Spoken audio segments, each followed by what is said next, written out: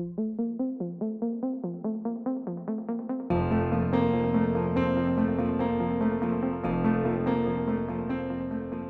to our monthly webinar, this one with Barbara Martinez. Barb is the National Practice Leader for Drug Solutions with Canada Life. She works out of the Toronto office, and she supports advisors and clients with plan design information, with all kinds of management features around drug plans as it gets more and more complex. Barb joined Canada Life in 2012. She was 10 years at Mercer's before that. And prior to that, she had actually spent 13 years in the pharmacy industry as well. She's worked in sales in the pharmacy industry, as well as marketing and with government and professional affairs. She's an outstanding speaker. I'm sure many of you have heard Barb present before. She presents industry-wide for advisors in numerous ways. The information is always compelling. I happen to have been fortunate to hear much of this presentation a few months ago at the CPPI, and I promise this is not going to let you down. There's lots of good information here. With that, Barb, it's all yours, and we'll pop back on the screen with questions if there are any. That's great. Thank you so much, David. I have even updated it a little bit since you saw it, so hopefully there'll be a couple of new things. And yeah, questions throughout, unless we get so many that it affects the timing, but it's better to have an interactive discussion. I'd love to, hear your insights and your thoughts about what I'm talking about today. So we're going to talk about a whole bunch of things all related to drugs. I'm just going to dive right in. So starting with National Pharmacare, we know that Bill C-64 was announced in February, and it's the first phase of National Pharmacare in Canada. They announced a list of medications that would be covered at least at the start, which is birth control pills, certain birth control pills, and certain diabetes medications. I've included links where if you want to look at the list, the full list, they're here. I've got links throughout this whole presentation with the sources of the information, and you will get a copy of this deck. And so those links will all be active, and I would encourage you to go into them and just do a little bit more deeper dive if you wish. So a lot of people think of National Pharmacare as a federally, run drug plan, but it's really not designed that way. The objective is that each province and territory would administer its own pharmacare system, but with federal funding. And so if the legislation passes, that means the provinces and the feds have to negotiate to determine exactly how the money's going to work, what drugs will be covered, all that kind of stuff. So the provincial governments have reacted. Alberta and Quebec have both said, absolutely not. We don't want any part of it. Ontario and Saskatchewan have both been sort of, well, we'll wait and see. You need to tell us more and let's see what happens. So, nothing will happen until these negotiations have taken place. My slides aren't moving very well. So, okay, so here's the very latest update that we got from Minister Holland's office. And that was that they had hoped to have the bill go through the legislature and be passed in June. That did not happen. And so now they are saying it will likely be in as early as October 10th. So certainly a delay over the summertime. That means that no formal negotiations can happen. Informally, I'm sure that there will be some negotiations, but formally nothing will happen until the agreement is in fact passed. There was a scrum on June 4th, and a scrum is when, the ministers come out from the legislature and all the reporters are standing there with microphones and throwing questions at them. And that's often where you get kind of the juicy stuff because it's unscripted and unprepared. And what Minister Holland said is that private carrier plans will continue, and there's nothing in the legislation that interrupts private care.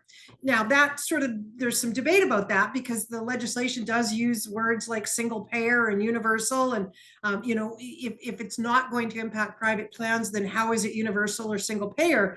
So there's still some things to be worked out there, but we're certainly not going to see anything happening very quickly.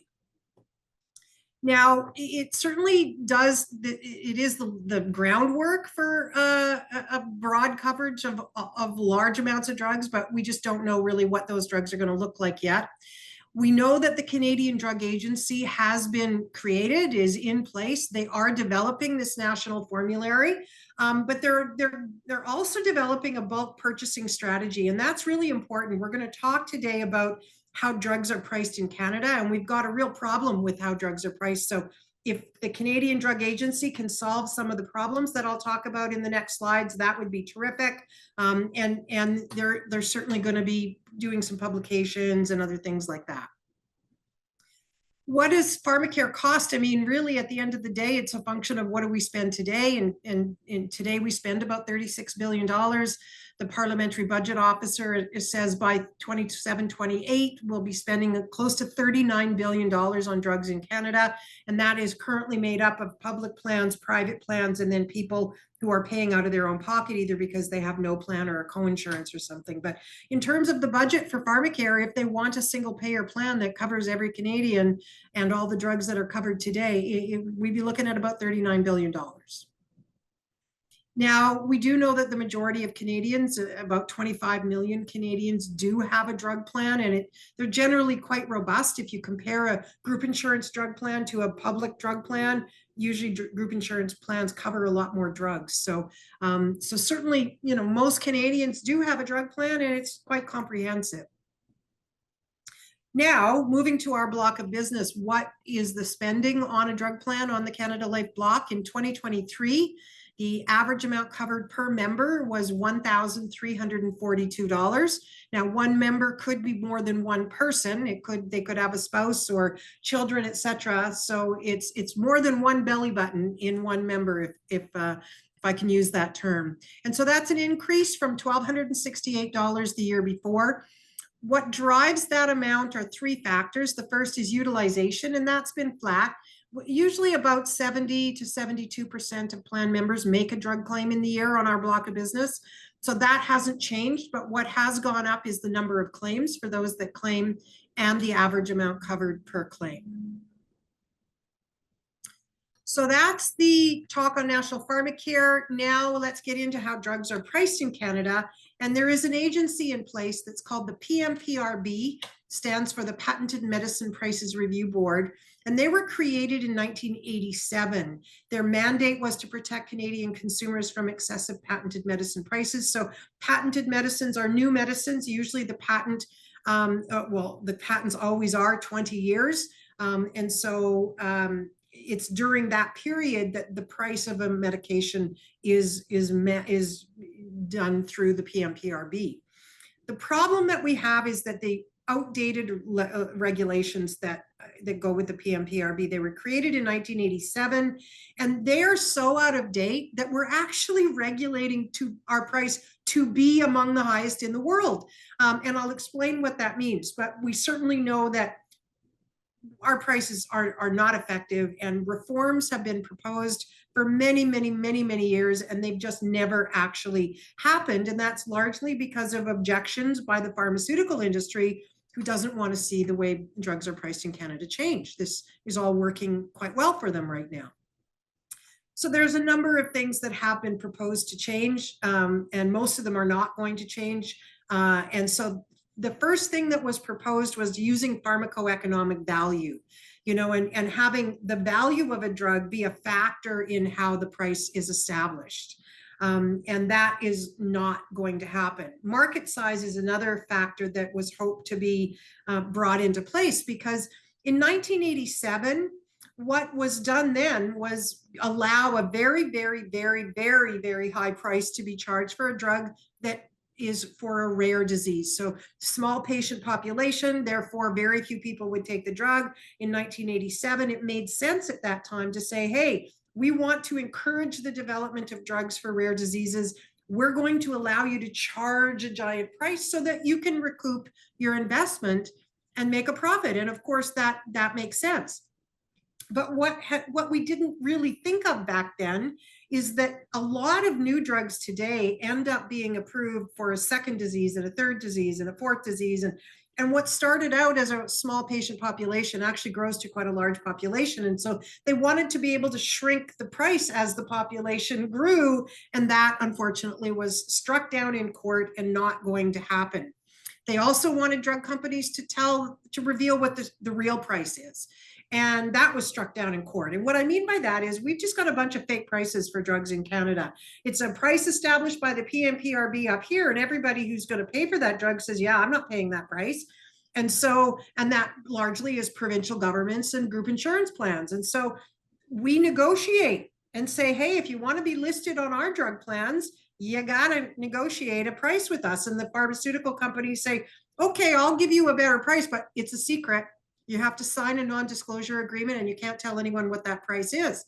So we all the provincial governments, all the group insurance companies, we all negotiate secret prices. The PMPRB wanted to know what those secret prices are. That is not going to be revealed.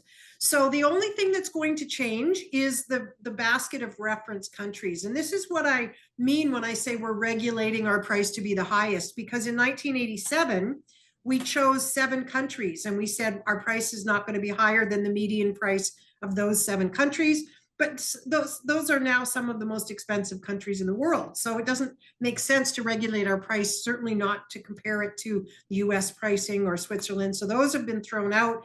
We've revamped the basket of countries. It's now 7 countries, and these are the countries. And that, at least in court, the court said, yes, the PMPRB does have the power to change the basket of reference countries. However, in order to do that, they need guidelines, and then the guidelines, have been stalled and delayed, and the pharmaceutical companies have said we need consultation on the guidelines and how this is all going to work. And so over time, at the end of the day, we really don't have any firm guidelines as of yet. Interim guidelines are being used, and they were announced in September of last year. We're supposed to have permanent guidelines in the spring of 2024, but my understanding is we still don't have those. So it's a long way of coming. At the end of the day, we remain having real problems with the way drugs are priced in Canada. And, some of these rare disease drugs come at unbelievably high costs. And if you've ever had a client with, a rare disease in their plan, you know what that does to the renewal, what it does to all of the finances around supporting that plan. But these drugs come at many very, very high costs. And this is just a small sampling. There are a lot of high cost rare disease drugs out there. There's also gene therapies, and there are fewer of those, but a growing area of drug development. And there's 2 kinds of gene therapies, one which will affect group insurance plans and one which probably won't. So it's in vivo and ex vivo. In vivo is a direct injection of the gene therapy into the body. You don't need to be in a hospital to do that. And so those are going to impact group insurance plans.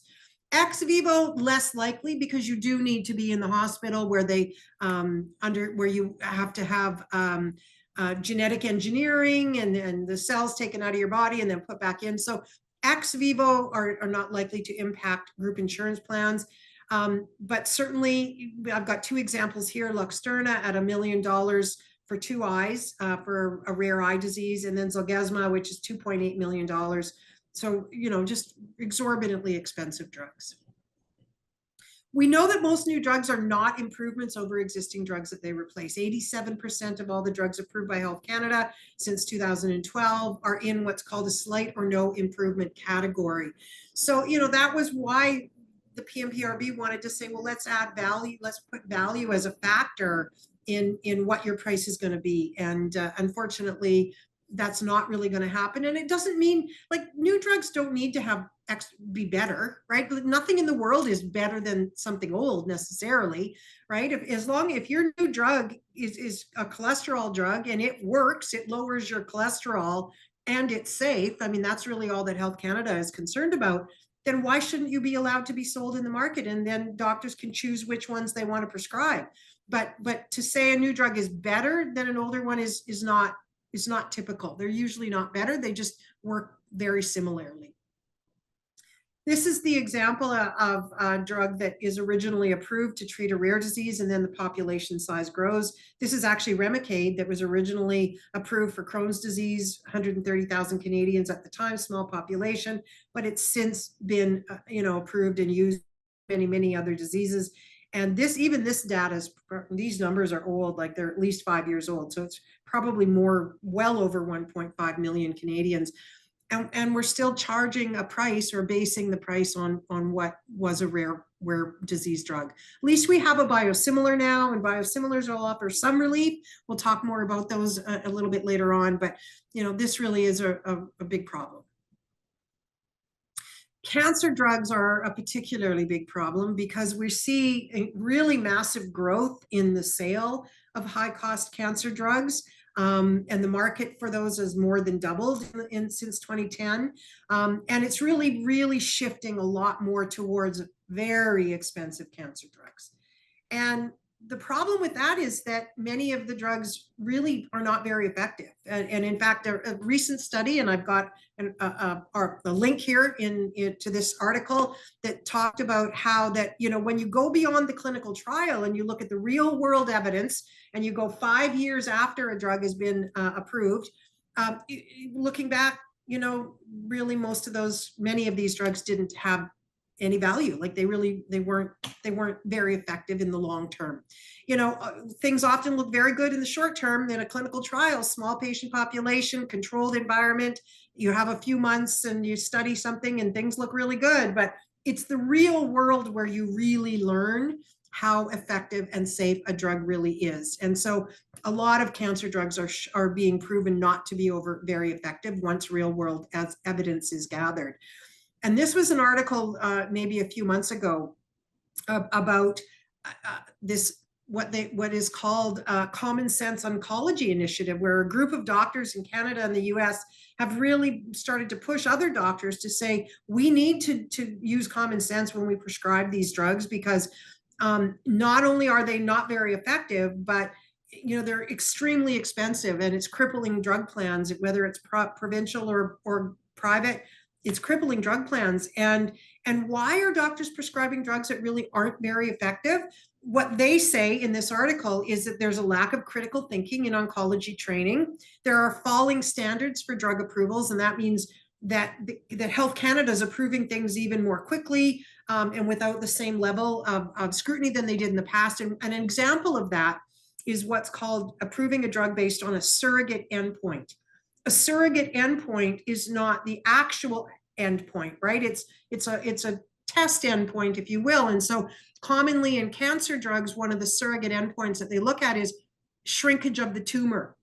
So in a surrogate endpoint, you can see, wow, this drug really shrunk your tumor way faster than another drug. So you would think that means it's going to be better. But when you look at the actual outcomes, your tumor was smaller, but you still didn't survive any longer on the new drug. So the actual outcome is what really should be used, or at least more often used, rather than just surrogate endpoints. And then, certainly doctors want to avoid having end of life discussions. You can't blame them for wanting to say, you know what, I want to give you some hope. I've got a new drug. We don't know if it's going to work, but we're going to try.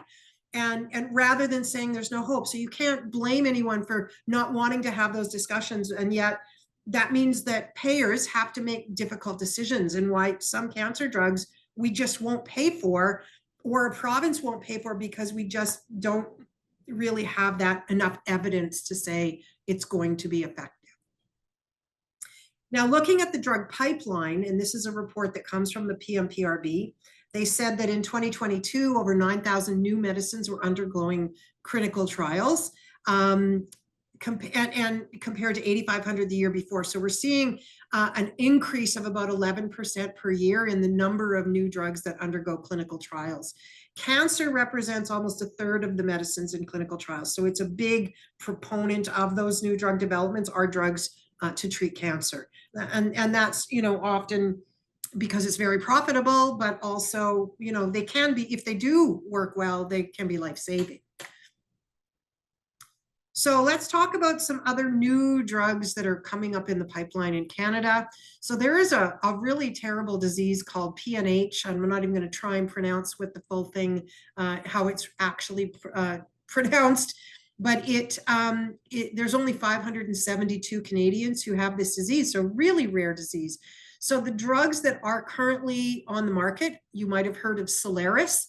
And it's about $560,000. And then another drug, Ultomiris, about $590,000. So those two drugs, super high cost. They're the only two treatments available, but there are two new treatments available or coming, pardon me. One is called Fabhalta at $550,000, and the other one is Videa. I may be pronouncing these wrong, but it's an add-on treatment. So meaning you're going to take Solaris for $560,000, and then you're also going to take this drug. So, I mean, the costs are going to be, I mean, just unbelievable, really, really unbelievable. So wait to see when those are coming out. They'll be in development or in approval by Health Canada. There's new drugs for something called MASH, and MASH is short for metabolic dysfunction associated steatohepatitis. It's actually something, MASH is something that it's really essentially a fatty liver, and it happens to every one of us. It's a function of aging. It's kind of like wrinkles. Your face is going to get wrinkled as you age, and your liver is going to get fatty as you age. How fatty it is, though, is dependent on around a lot of it, your lifestyle and the amount of fat in your body. So age is one factor, but also some people have a much more fattier liver than others, and that can lead to some very significant health problems. So there's a drug called Resdifra, which is upcoming approval at about $47,000 in the US. But they're also looking at drugs like Ozempic and Wegovy and Victoza to treat MASH as well. So I'm going to talk a lot more about Ozempic and Wegovy and other drugs like it, but we're likely to see new reasons for using them, and that's just going to increase the utilization dramatically. Another couple of drugs that are expected to hit the market in the next year or so, a drug for postpartum depression, and this will be the first time we've ever actually seen a drug for postpartum depression. So it's going to cost around, or again, based on US pricing, we don't have approvals in Canada, but based on the US would be about $16,000. But there's still questions about the long-term benefits and safety during breastfeeding and that sort of thing. So it's going to take a while before we see something on the market. Another drug is for ALS, which is again a really terrible, terrible disease. And so this is a new type of treatment for ALS that will come at a cost of about $200,000. So that concludes the section on sort of drug prices and the drug pipeline. This is one slide on medical cannabis, and it's a webinar that I went to about over a year ago now, but still I've got a link to the recording and the passcode you need. I still think it's very worthwhile to view because cannabis was such a hot topic on benefit plans a few years ago, and it's really died down. And that's because at the end of the day, it's not an effective treatment for any illness, or at least not clinically proven using proper clinical trials, right? So this webinar goes through the clinical trials that have been done and the research that's out there.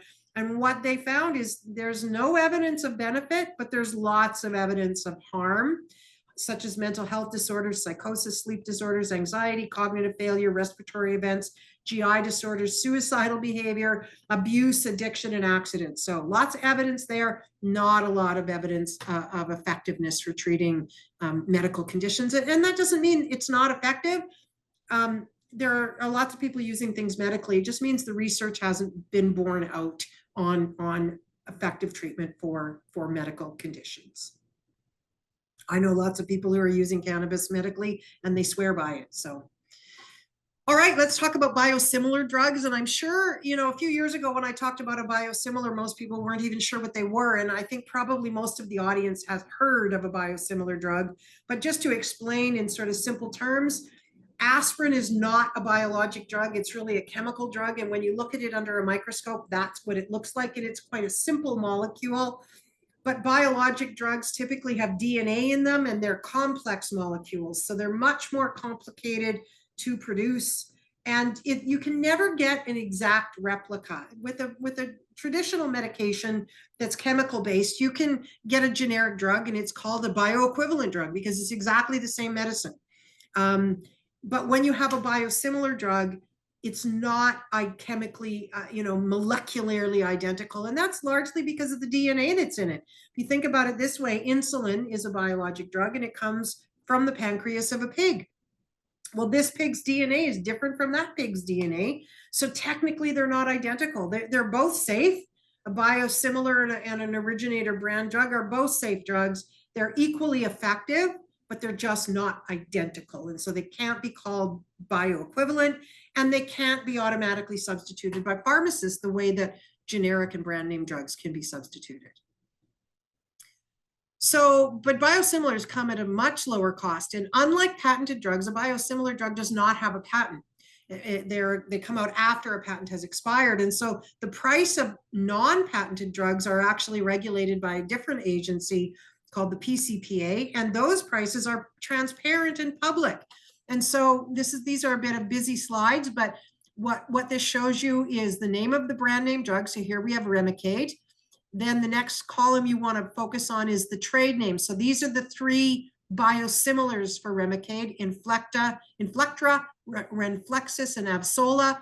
And then at the far right-hand column, you can see the discount.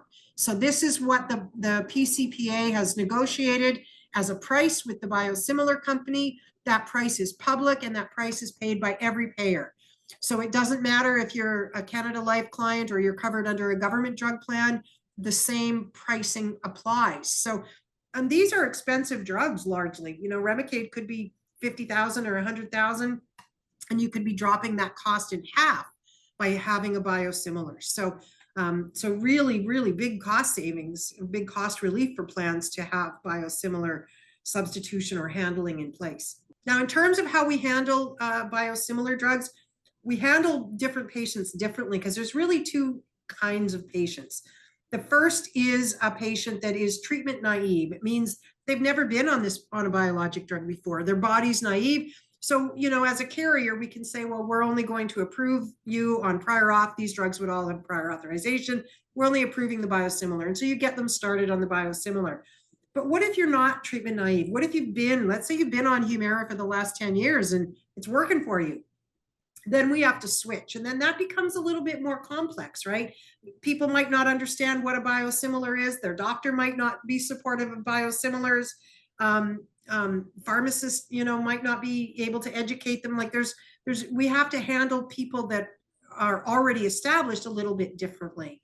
And so the way that we're doing it is, and most of the industry is doing it this way, is we only switch members in province that mandate switching under the provincial drug plan. And that really is all provinces outside of Manitoba have announced switching of certain drugs. And it comes in waves. Like there's a wave of drugs that have now been switched in by provincial drug plans in all provinces other than Manitoba. And so we kind of piggyback on that. When the province says to the doctor, you got to switch your patients covered under the public drug plans, we say at the same time, you also have to switch your patients covered under private drug plans. And that just makes it a little bit more seamless for the member. Their doctor's already switching. They're familiar with switching. They might, depending on the province, be getting paid to monitor the patient on the switch. Even the pharmacists in some provinces get paid to monitor the patients on the switch. And so it makes sense for us to be able to piggyback onto that and be part of the whole healthcare system. Because otherwise we could be just a lone wolf, right? Phoning up a member and saying, hey, you got to switch your drug. And they're saying, what? Well, my doctor hasn't said anything about this. I don't want to switch. And it just, you know, can create a lot of fear and concern for people taking these drugs, because these are literally life-saving drugs. You know, I have a friend who was on who was in the hospital for 11 months with Crohn's disease, and she couldn't find a drug to really work for her. So she had multiple surgeries. She eventually got onto one of these drugs that literally saved her life and changed her life. And so we got to be careful when we ask people to switch. We really have to do it in conjunction with their doctor's support and the pharmacists and the healthcare system. There certainly are reasons to make medical exceptions, and there are forms that can be filled out if somebody needs an exception. And we've got a new wave of biosimilars coming. In fact, not on this because it's already out. There's a biosimilar for Stelara. And so we're going to start switching people taking Stelara because most of the provinces have now announced switching. But coming later this year, Solaris. So yay, $560,000 is the cost of Solaris, and we'll get a biosimilar. We don't know what that price will be, but it will, you know, be a percentage of that and certainly offer some savings. Another drug coming with biosimilars is Actemra, and then Eylea, and then Xgeva and Prolia. So that's just a little bit of the pipeline that we're going to see on biosimilars. Now I'm going to move to the topic that everybody is most interested in, and that is diabetes and weight loss drugs. So starting out, where are diabetes and weight loss drugs on our block of business? Diabetes is the #1 therapeutic class, representing 18% of total drug spending on our block, and that's gone up from 15% the year before and 13% the year before. Now that includes all diabetes drugs and all diabetes technology, right? The glucose monitors and the test strips and all that are lumped into that category. Where's weight loss on our top 10? It's not in their top 10. It never has been, maybe until next year. I'm very curious to see where weight loss ends up, because there's a massive prescribing and use of new weight loss drugs on the marketplace. So we'll see where that shows up next year on our block or the year after. Now, moving to the actual individual drugs, Ozempic is the #1 drug. It's 7.8% of total drug spending. It's probably the #1 drug on all of your clients as well. And it's really grown rapidly in the last couple of years. So it's almost 8% of spending, which is close to double what it was the year before. So there's been a lot of social media has driven a lot of this. Interestingly, Ozempic was approved by Health Canada in 2018. We really never saw it take off until 2021. And that was a function of COVID, a lot of people gaining weight, and it's also a weight loss drug, as we'll talk about, and a lot of social media attention around the drug, which just drove prescribing like crazy and drove utilization like crazy. We also have Freestyle, by the way, on this list. It's #6. That's a blood glucose monitor technology that it's literally life-changing and life-saving. And I can speak from personal experience because my very best friend is a type 1 diabetic. And you would only take, by the way, Ozempic is only for type 2 diabetics, or essentially only for people who don't take insulin. Because if you're type 1, it means your body doesn't produce any insulin at all. And so you need to give yourself insulin. But drugs like Ozempic, they are for people whose bodies do produce insulin. They just maybe don't produce it efficiently or don't produce it enough. And so they stimulate your pancreas to produce more insulin. But if you're type 1 diabetic, you can stimulate the pancreas all you want. You're not going to produce insulin. It just doesn't do that. And that's where drugs like, technologies like Freestyle are so life-changing. My very best friend is a type 1 diabetic. If she goes into a low blood sugar and if she goes down to no blood sugar, she will die. The problem she has is she doesn't know when she's going into a low blood sugar. I know, because I know her so well. She starts getting grouchy with me and I'm like, you're having a low blood sugar, drink some orange juice. Or she gets kind of, a little bit like airheaded and I'm like, I think you're having a low blood sugar. Or she starts to, I notice her touching her lips. Well, her lips tingle, but it's just so common for her. She doesn't really notice that they're tingling. And so, if she goes into a low blood sugar and she can't get any sugar into her body, she will die. And in fact, that happened one day. I was supposed to be seeing her and I couldn't reach her. And I was like, that seems weird. And I just knew in my gut. I called 911 and they found her in a coma on the floor. She had had a low blood sugar in the middle of the night. She got up, she ran to the fridge to try and grab some orange juice. As she was going to take a sip, she fell to the floor. The orange juice spilled all around her and she laid on the floor for hours just licking. All she could do was move her tongue and try and get a little bit of sugar. And they found her just in time. She would have been dead within an hour. I get emotional because that can never happen to her again now that she has this technology. So comes at a cost, but it's so worth it. It saves people's lives. So Ozempic, it's a drug that is approved by Health Canada for type 2 diabetes. It stimulates the pancreas to produce more insulin, but it also slows down how quickly food travels through your digestive tract, which makes you feel fuller longer. And so it lowers your appetite and contributes to weight loss. And in the clinical trials, it showed between 4 and 6 kilograms would be lost for people that are taking Ozempic. It is an injectable drug. There's also a pill version called Rybelsus. Not as many people take Rybelsus, though. It apparently is has more side effects and doesn't work as well as the injectable for some people. So we still see the majority of use being those injectables. Now, Wegovy is the exact same medicine as Ozempic. So under the brand name Ozempic, the drug semaglutide is approved by Health Canada for diabetes. But under the brand name Wegovy, the same medicine, semaglutide, is approved by Health Canada for weight loss. And so it's been approved by Health Canada since 2021, but the drug manufacturer wasn't selling it in Canada until very recently, just in the last few weeks. And that just a worldwide shortage. From what I understand, it's more of a shortage of the device because it's a sort of press and click injection, and it's the device that is the bigger shortage from what I understand. So anyway, Wegovy was just approved or just released for sale in Canada very short time ago. So short, I haven't seen any claims even yet on our block, but I'll explain how we're handling it. We're not covering it for the majority of plans.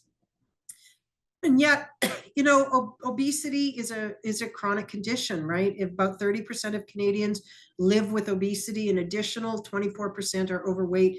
So that's 54% of Canadians that have, really a challenge that they need help with. And that's a huge percentage of the population. There's just not many things that 54% of us have in common. In fact, almost nothing. There's certainly in terms of a health issue, there's really none that compares to this. So very big population of people are looking for a treatment.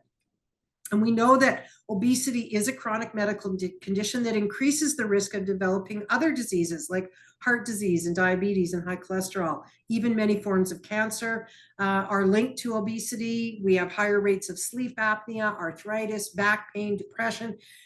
So obesity is linked to many, many other conditions. And you would think that if you reduce the obesity, you reduce the risk of these other conditions.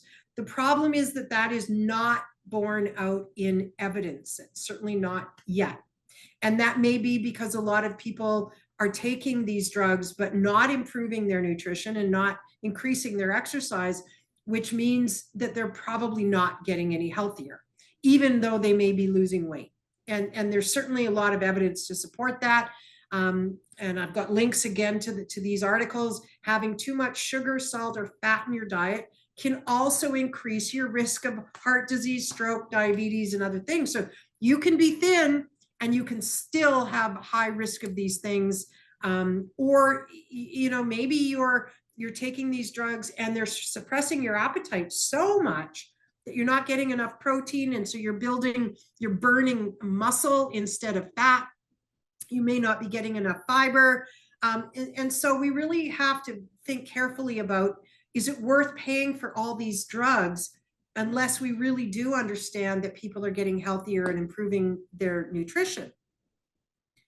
What about their lifestyle as far as physical activity? Because you can be thin, but if you are not physically active, you also have similar risk factors for high blood pressure, high cholesterol, and diabetes. So how would we know if people taking these drugs for weight loss or diabetes are in fact increasing their physical activity?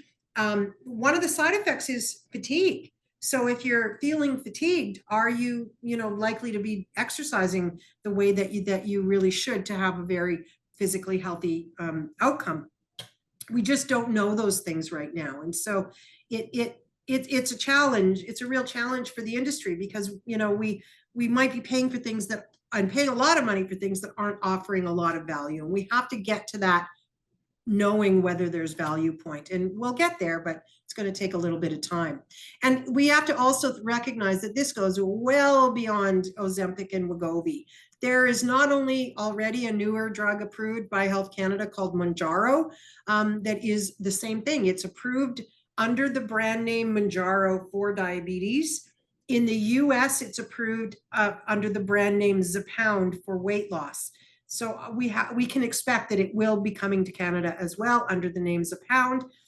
And the interesting thing is you're apparently going to lose twice as much weight on Mounjaro or Zepbound than you would on Ozempic or Wegovy.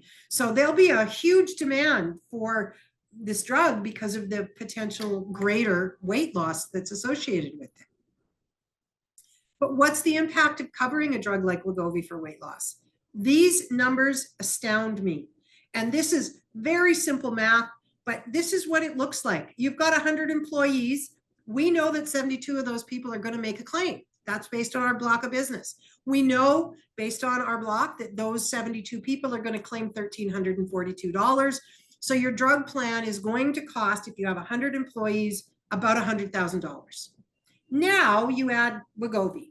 We know that 30 of your 100 employees are clinically obese. And I've made a very simple assumption that only 20 of them are going to actually claim Wegovy. If 20 people claim Wegovy and are approved at a cost of $5,700, those 20 people are going to cost $114,000 and your drug plan just doubled.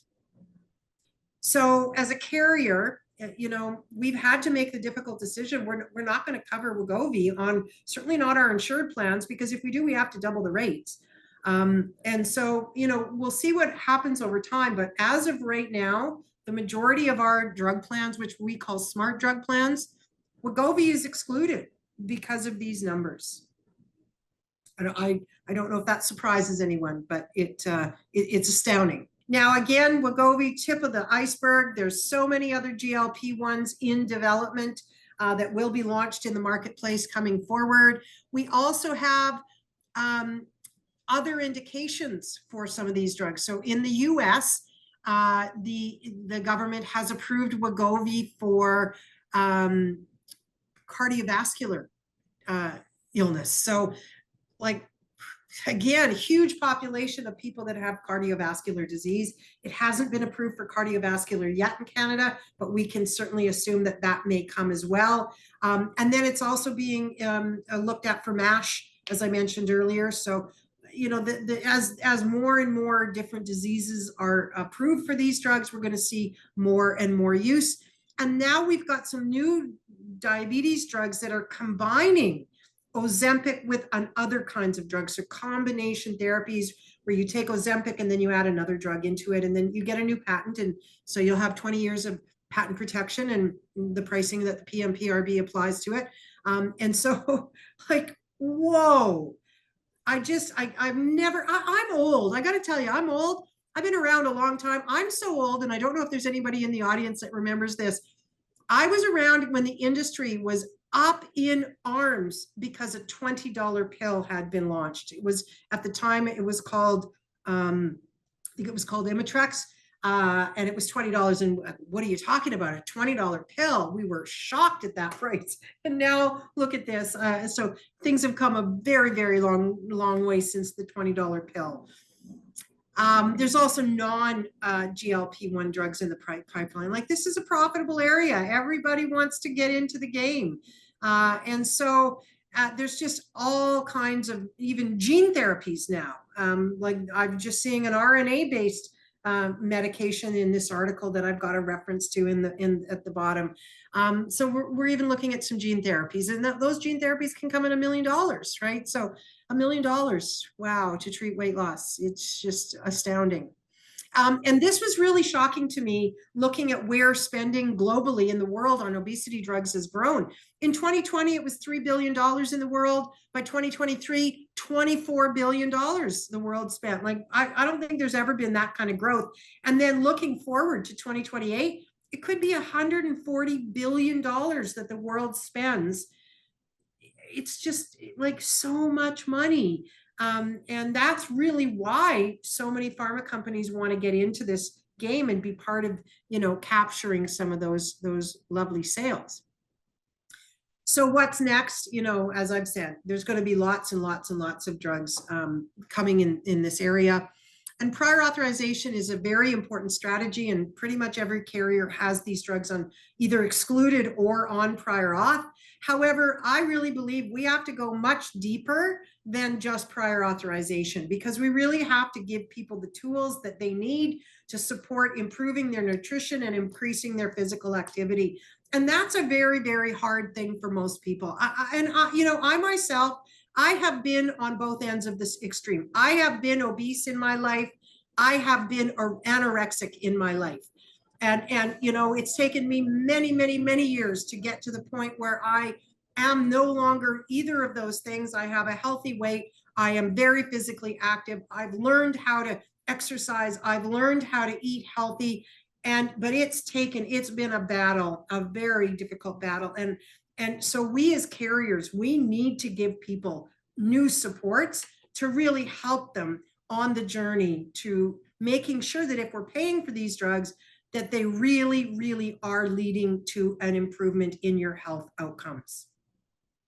And actually, I thought I had a slide next, and I guess I didn't throw it in here, but Canada Life is piloting something right now that's called RX Food. If you're curious, Google RX Food. I actually am personally using it, and I love this app. And what I do is I take a picture of everything I eat, and it, using AI technology, analyzes my entire diet. So I take a picture of a salad. It says you've got some radicchio in there, a couple of cucumbers, you've got 4 cherry tomatoes and some feta cheese and some black olive. It absolutely very accurately looks at what I eat and knows what I eat. If it makes a mistake, and it does once in a while, I can correct it. But it then produces these reports for me that I can't even describe how detailed, into my carbohydrates and my protein and what time of day I'm eating. It doesn't actually count my calories. I have no idea what my calories are. It doesn't care about that. It really just is trying to help me get towards what's commonly thought of as the healthiest diet, which is a Mediterranean diet.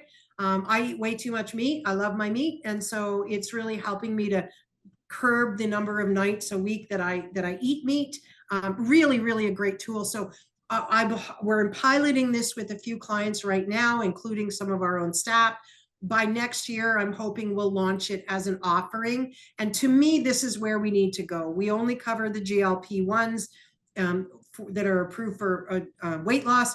If you're using other tools or enrolled in other programs where we can actually assess that you are getting healthier, and that's really the end goal.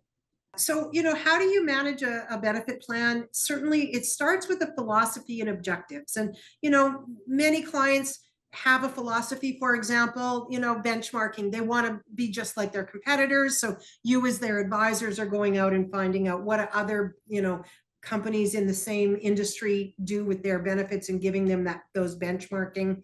Other clients might have a philosophy, hey, we want to inspire change. We want to be unique. And so they don't care about benchmarking, right? So different philosophies.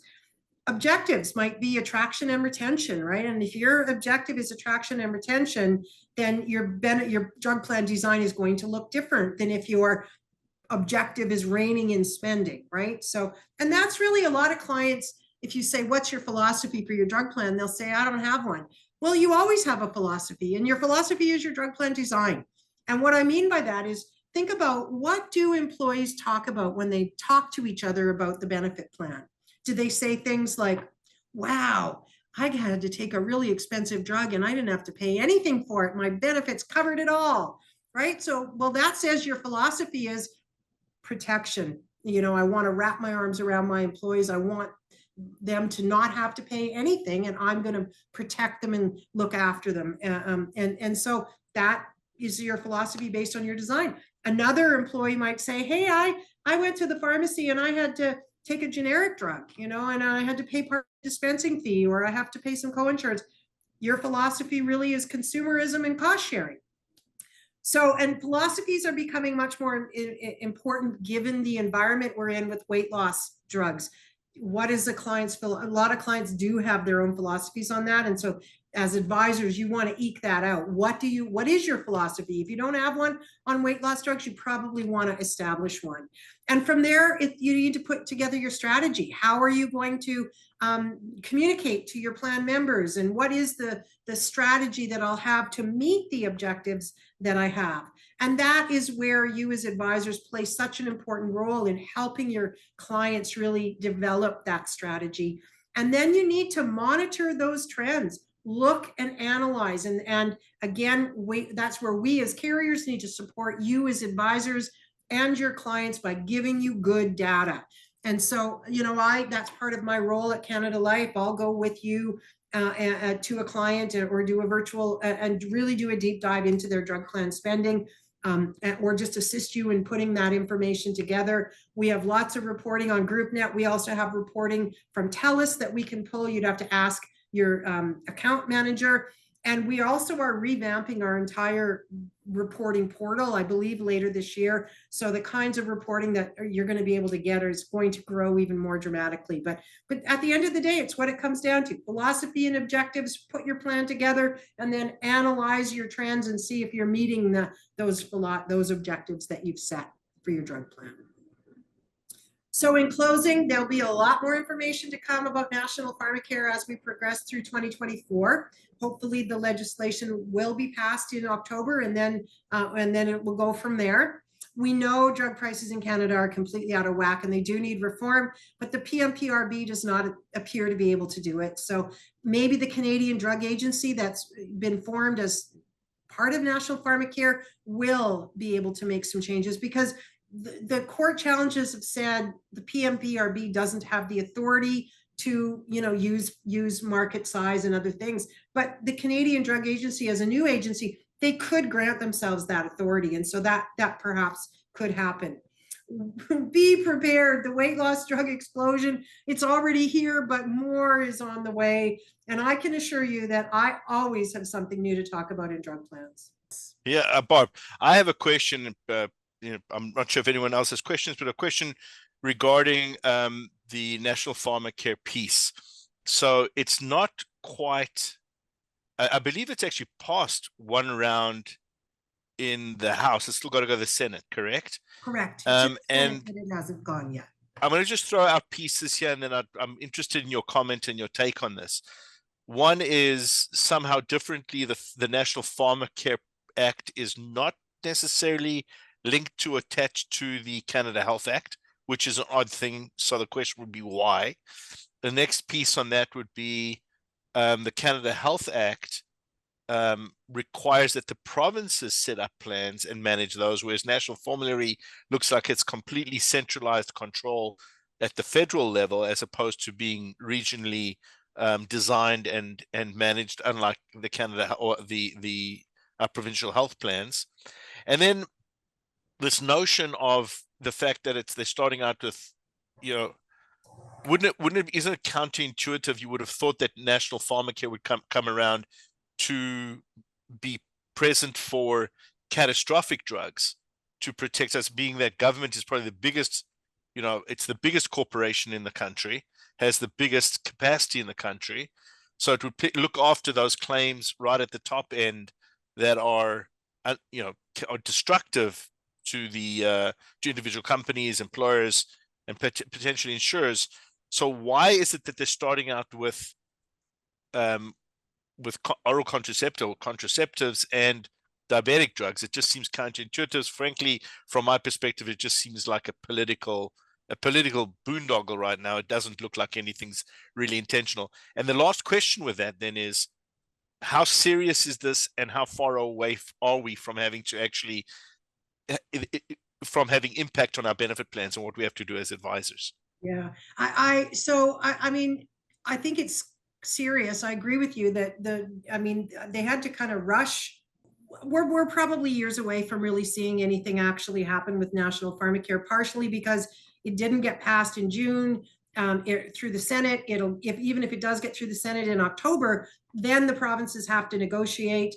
And that's going to take some time, and then the creation of the formulary, whatever that's going to look like, that's going to take time.